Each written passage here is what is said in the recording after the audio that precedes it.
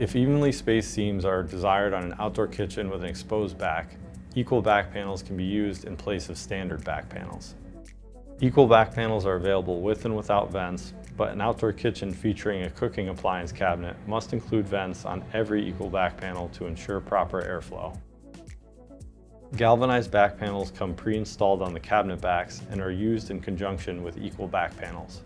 First, start from one end and work your way to the other end. Line up the top and bottom tabs on the equal back panel with the top and bottom slots on the galvanized back panel. Choose the farthest tabs on each side of the equal back panel on the top and bottom that aligns with the slots and mark them.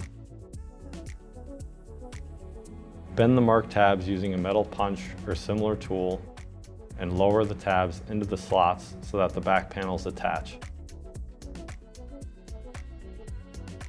Do the same thing with the next equal back panel and continue to do this until all of the panels are attached.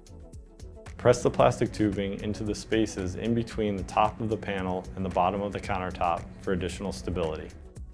The installed equal back panels leave your outdoor kitchen with a clean, symmetrical look that enhances the overall design of the space.